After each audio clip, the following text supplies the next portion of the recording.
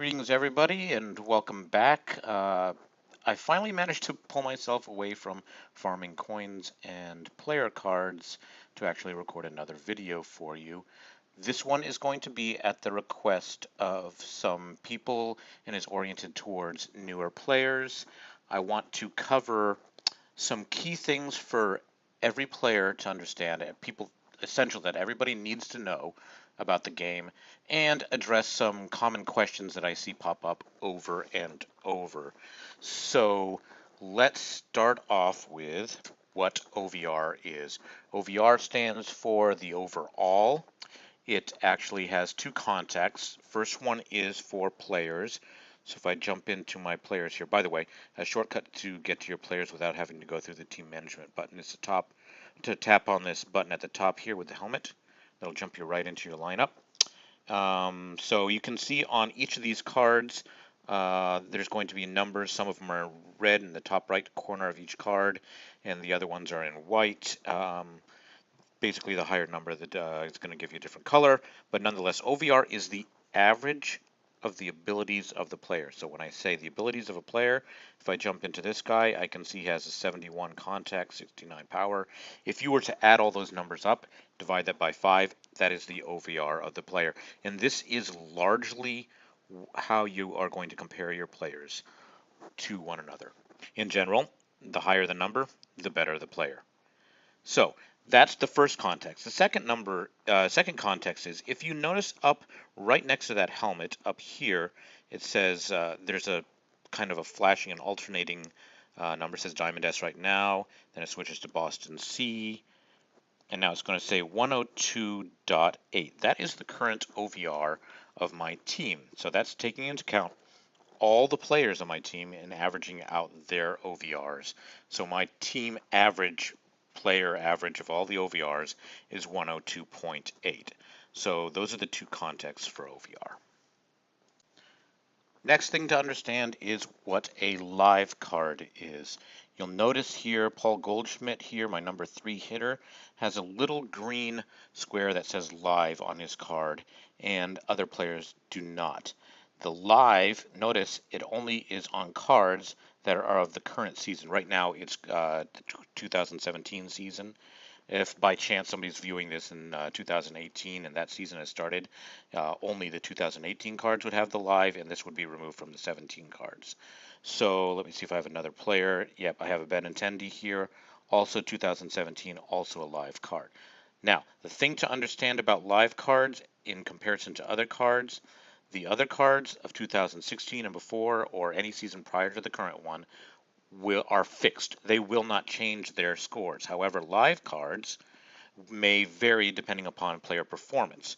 So every 2-ish weeks, Com2 will update the card, and the numbers will change to reflect their behavior. And if we tap on the live tab here, we can see how Benintendi has done over the course of the season. And you can see that if I looked at him in May, he was probably in pretty good shape, and then in early September he peaked, and he's come down a little since then. Now, the important thing to understand about this is a player early in the season that peaks early very well is going to go down, and you should understand and expect this and not overinvest in a player that ultimately may have basically been a flash in the pan and then burned out.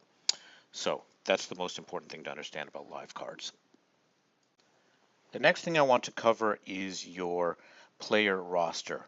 And a very important point to understand about this game is that your roster will change significantly over your course of playing the game. When you start, you're going to be switching out players virtually every day with a new slightly better player, a new slightly better second baseman or shortstop or whatever. You are constantly going to be churning through players, and as you get better and better players, then that's going to slow down, and eventually once you get to the very top players, then you will rarely change players. Now, why you need to understand this is do not overinvest in players early in the game. And by that I mean don't pump coins into them to raise their level and perform upgrades on cards that are ultimately 99% likely simply to be flushed and removed from your team, replaced by somebody else. So your best use of coins when you're fresh in the game is to buy new cards from the card store, player packs, the 3,000 coin packs, and get those as much as possible, because that's going to give you more and more players, and the basic packs can get you up to silver cards, and your initial team silver card is going to be better than almost all your players. So that's the next point. Okay, the next thing I want to cover is how to improve your players. The important thing to understand here is that there are 4 different ways to improve your player. And when I first started this game, I got confused between a couple of them, so I will try and cover these really briefly, but also understand that I have videos dedicated to each of these as well that you'll probably want to look at if you want to get more detail. But nonetheless, 4 different ways. 3 of the ways are going to affect the scores of the player, the ability scores of the player, and the last one is relating to skills. So the first one being, you can take any player, we'll look at DeGrom here, and you can level him up. And the way to do that is you open up the card and you can hit training. There's another way to do that, but I'm not going to bother with that right now. And you can pay coins to level him up. If you hit normal training here, I paid 800 coins, and it's going to attempt to level him up and give him 3 additional points that will randomly assign. Okay, so that's number 1. Notice under his picture it says LV stands for level 02/10. So that means he is now level 2. You pay coins to gain levels up to the second number there, the 10. You can raise him up to level 10, which brings us to our second way of improving a player, which is you can upgrade players. Upgrading a player means you're increasing that second number. So I happen to have another DeGrom here, and if I were to go, I'm not going to do this because I need him for another example, but nonetheless, I can choose DeGrom, and if I have the same player, it doesn't have to be the same year, but if the same player, I can upgrade him for a chance of improving that 10, increasing that by 2. So if this were to succeed, he would become, my silver DeGrom would become a level 1/12. So I can either pay coins to do this, and this is referred to, or use stars, and this is referred to as upgrading your player. Okay, terminology here gets a little bit confusing because the next thing we're going to talk about is the fact that we can take a player and we can change his grade level, which means changing him from a silver to a gold. Actually, you can change a bronze to a silver, you can change a silver to a gold, or you can change a gold to a diamond, or potentially, if you want to risk some money, you can take a bronze straight up to diamond if you're lucky. But that's the subject of another video. I've got a full long video devoted to player grade increases, so you're going to want to look at that. So improving a player from bronze to a silver is referred to as a grade increase. It's not an upgrade, it's a grade increase, and that's where things get a little bit confusing.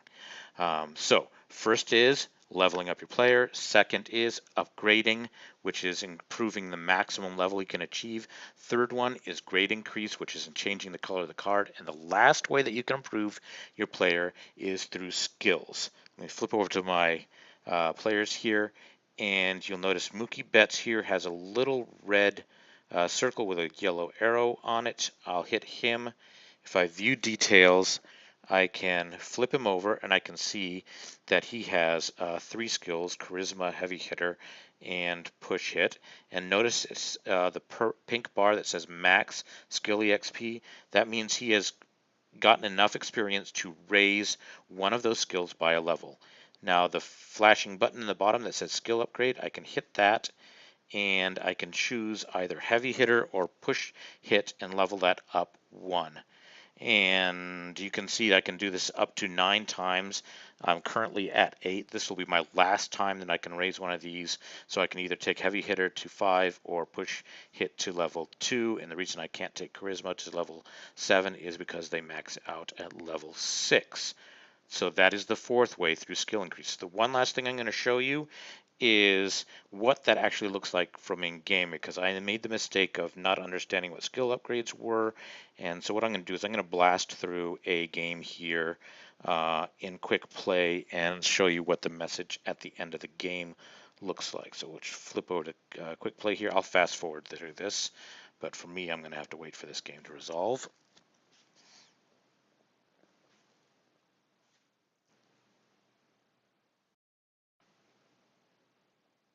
Okay, at the end of the game, you can see how much experience your players have earned by hitting the View All button here, and you'll notice that most of my players are already maxed out in experience. But next to Nava, you can see he earned uh, 2/10 of a percent towards his experience. Shaw earned 1/10 of a percent, and scrolling down, did any of my pitchers? Nope, none of my pitchers did. But let's see. The next thing you'll find is as I hit next and finish out this game, it's going to tell me player growth complete. Mookie Betts has maxed out the experience that he needs to get a skill increase. Now this is what confused me. I kept trying to go to player upgrade when I was first learning about the game and and it wouldn't let me upgrade the player. I was confused, and the reason is this is different. This is a skill upgrade, and once again you drill into the player himself, you view details, hit the skill upgrade button, and that's where you can change the skill level of your player. So that covers the 4 ways to improve a player. So the next point is a very important point to understand to get past just the very basics of the game. We've covered just pretty much the basics of the game so far, but to move to really understand how the players compare to each other, you need to understand something called the grade increase. We already talked about the fact that you could improve a player from a gold player to a diamond, and in doing so, his numbers go up. But how do they go up, and to what extent they go up, and what he's going to get, that is referred to as the grade increase. So let's take a look at one of my players here, Molina. We'll just take a look at Molina. Now, he's a great card, but how do I compare him against another card? If we tap on his numbers, you'll see this set of numbers pop up, and you'll see the line that says grade increase. So what that is, these are the points that he gains above and beyond what his base card would be. So imagine, actually, Molina's not a good example because prime cards don't have a base. So look at Goldschmidt here.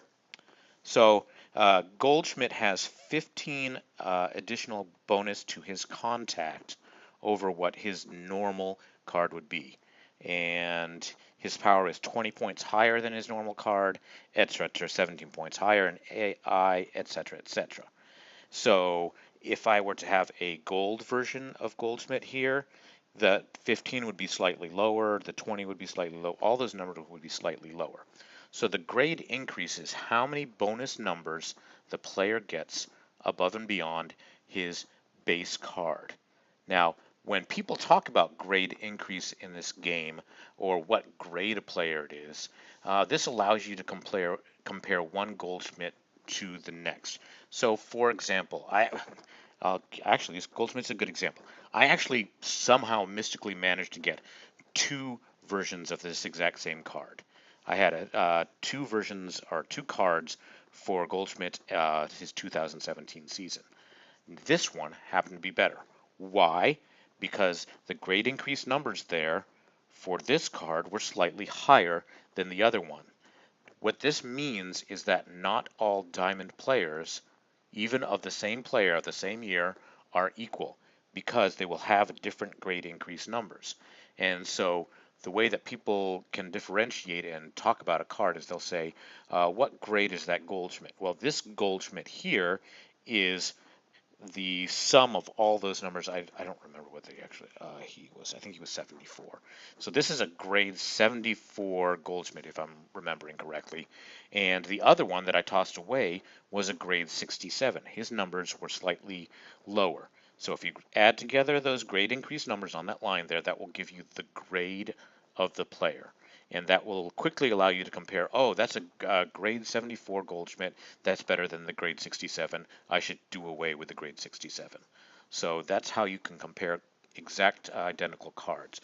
Now, I go into a lot more detail about this and the ability to compare Goldschmidt to another first baseman that you might not have that isn't Goldschmidt, and maybe they're both grade 74, but which one is actually better?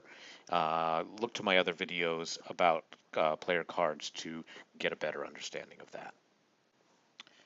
My next point is more of a frequently asked question, and it has to do with player upgrades. As you recall, a player upgrade is increasing the max level a player can achieve. Um, by default, all players come with a max level of 10, and you can increase that up to level 20 on some players. So the question is, some people will ask, why can't I raise this player past level 10? And the answer is you can only upgrade players of silver quality or higher. So if I go to upgrade here and I select which player I want to upgrade, notice only silver, gold, and potentially if I had diamonds here are eligible to be upgraded. So those players that you start with, the normals and the bronzes, you cannot raise their level past level 10. Okay, the next thing I want to cover is something for brand new players to understand.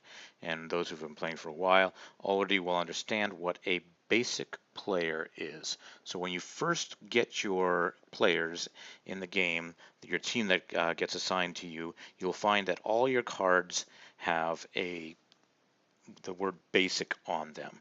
Now, I can't show you these because I've gotten rid of them all a very long time ago, but imagine DeGrom here because he's a normal. This is a very good example of what could be a basic player.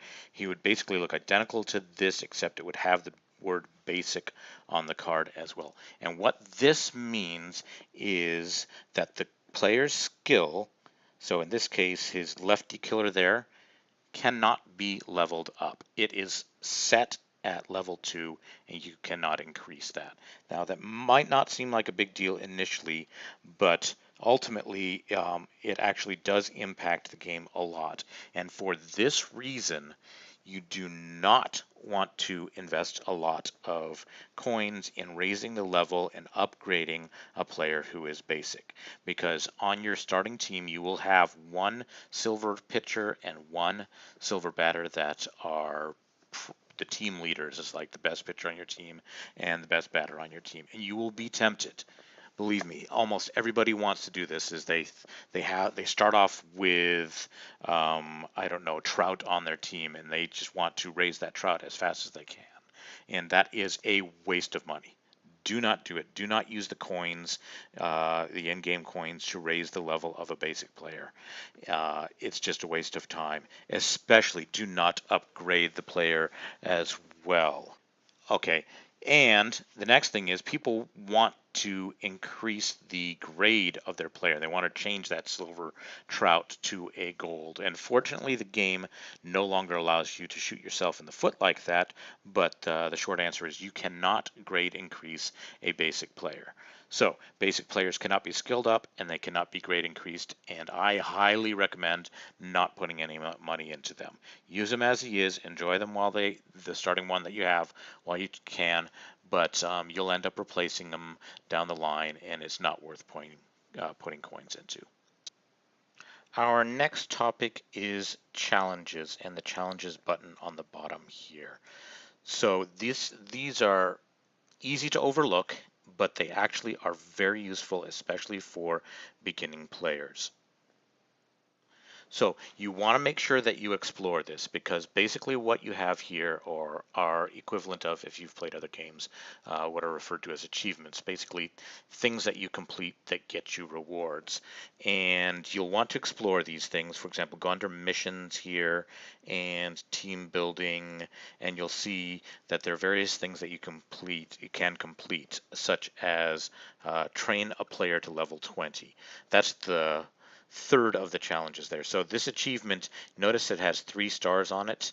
And actually looked at FA signed done deals has 2 stars. That means I've completed 2 levels of the 3. I have 1 more to do. That last level of that achievement is to successfully sign 30 free agents, which personally I'm never going to do because free agents are garbage. Just take that as a note.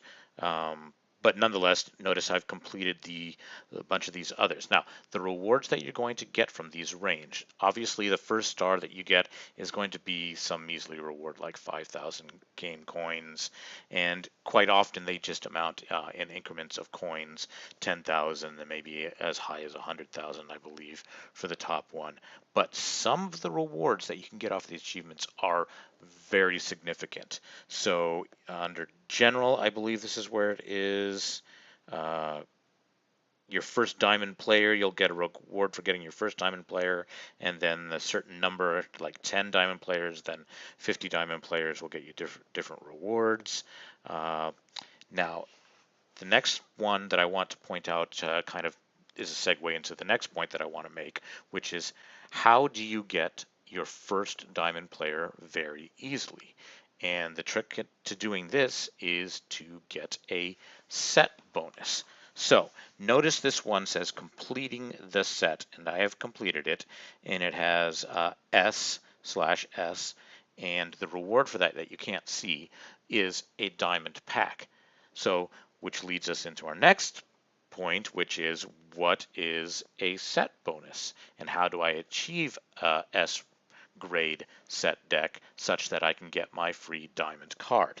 So to do that, we need to jump into, I've just tapped on the button right next to the helmet that says Boston A right now, and it says OVR 102.4. If you tap on that button, it's going to bring up this screen here. And this is all your set bonuses that you could potentially get and the ones that are active. Okay, so you'll notice I have 2 active set bonuses right now. I have a diamond set bonus, which gives me +5 to all stats of all players, which is significant. And I have a Boston Red Sox team bonus, which gives me +4 to all stats. Now, if I wanted to take a look at what these actually are, I hit the question mark, and it's going to tell me, okay, if I only had 8 diamond players, all my stats would be level 1. Now, if I'm building my team, maybe I have a mix of diamond and gold players. Maybe I have 8 diamond players and the rest of my players are gold. So I could potentially activate the gold set bonus. If I scroll down far enough, I can see it here at the bottom. Gold says, let's say I had 16 gold players on top of that. For rank B, you can see more than 16 players, I would get +3 Loke, +3 fastball, +3 breaking ball. So my pitchers would see a bonus for activating the gold set bonus. And the silver set bonus is also a pitching bonus, less significant, and the bronze set bonuses affect the batter's speed and the pitcher's stamina. So you can see there's a variety of different sets that you can activate here. Majority of them revolve around your team. Now there's an important thing to understand about team set bonuses. Okay, first of all, you can only have one team set bonus at a time. So I cannot activate both a Red Sox and a Rangers team set bonus at the same time. The second thing to understand is the set bonus changes if it is not your home team. So let's say Obviously, I've chosen the Boston Red Sox as my team. And let's say for some reason I actually was activating the Texas Rangers as my set, and I had a whole bunch of Texas Rangers instead. I would not see the same bonus from that as I do from the Red Sox. Red Sox gives me, you can see here, it says all stats plus 1 to 5, depending upon my grade or rank level there. Whereas the Rangers, notice it's power, contact, and eye. It affects 3 of the batting stats and none of the pitching stats. So basically, you want to shoot for the set bonus for your home team, and you want to get that as high as possible. Now, returning to the point of how to get your free diamond, if you activate an S rank on any of these, so you can have a team full of Boston Red Sox players, or if I were to activate a bronze set bonus by collecting up around 25 players, that would give me the S rank set bonus, and that would earn me the achievement of achieving an S rank, and therefore get the reward of a diamond card. Now, if you're astute, hopefully your question is, well, why wouldn't I do that simply with my starting team and create a Boston team set, given that I was given all these Boston players, and shouldn't I get the Boston S rank very easily with my Boston team? And the answer for that is something that I forgot to mention with basic players, which is basic players do not count towards the team set bonus. So basically, even though you have a full Boston roster of all Boston players, each one of them is marked as basic, and therefore none of them count towards the team set, and therefore you have no team set bonus for Boston with a starter team. So you have to achieve the S rank however you can with other ways. Most people will do it by getting a full team of of bronze players. I found out about it late and I did it with silver players, but nonetheless, that is how you get your first easy diamond player. So the next important thing to understand is about combinations or player combos. So going into the combine button here, a common misperception is that by performing a player combination that you will improve the cards that you put into it. Meaning, if I put a gold and 2 silvers in there, that means I'm going to get a gold out of that. The reality is, and it's very important to understand this and have the expectation going in with any combo, that the likelihood is that you're going to get an equal or lower grade card, and quite often is going to be a lower grade card. So don't go in with the expectation that you're going to get a gold out. Be prepared for getting something worse, and you won't get as frustrated with the game. The next thing to understand is about how to progress your seasons. As you play through league mode, you're going to want to advance your season so you can get to the higher seasons so you can get better rewards, because as you start to hit the higher seasons, you're going to be able to unlock things like getting a premier pack or premium pack as a reward, and ultimately if you make it all the way up to the last few years, you'll be able to get ultimate packs out of that and skill change tickets, which in the end game are the most valuable things that you can get. Now, the trick to this is that you can advance your season by completing the wild card versions of the seasons. So when you initiate the new season, if you choose wild card, as long as you win the World Series, you will unlock the next year. So you can very quickly progress yourself all the way through up to very high year seasons and unlock better rewards from your gift boxes by completing World Wildcard and World Series championships. And the next thing to understand from this is that once you have achieved a certain year, you can always go back years, all the way back to 2017 or the earliest year that's available to you, and you can always go forward to the last season that you successfully completed. So if you were in the middle of 2019 season, you aborted it and went back to 2017, you would be able to return to 2019, but not to 2020. Next thing to understand, and this will be my last point, and that is a lot of people will go through a situation where they'll either lose their phone, they'll lose their device, or they'll upgrade to a different device and they want to know, are you going to lose your team? Do you have to back up the game in order to preserve your team? And the thing to understand here is that your team and your players are tied to the account that you log into the game with. So if you're using a Hive account that it requires you to create, as long as you remember the login information for that Hive account, it doesn't matter which device you go to. If you go to a new phone, if you install the game on another iPad or something like that and fire the game up, as long as you use that login, you will preserve your team and you will get all your players back.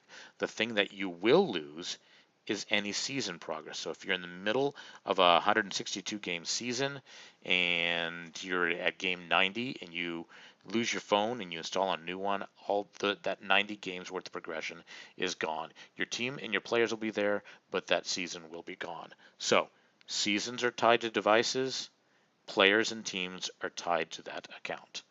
So that covers most of the essentials and a lot of common questions that I get about the game. At this point, I would recommend that if you are interested in learning even more detail about things, start to look at my other videos. There's some advanced ones about exactly how the player numbers break down, but probably your best next stop is the 12 common mistakes video, and following that, you're probably going to want to look into all about card combinations. And with that, I will say thanks for watching, and I hope this has been useful to you.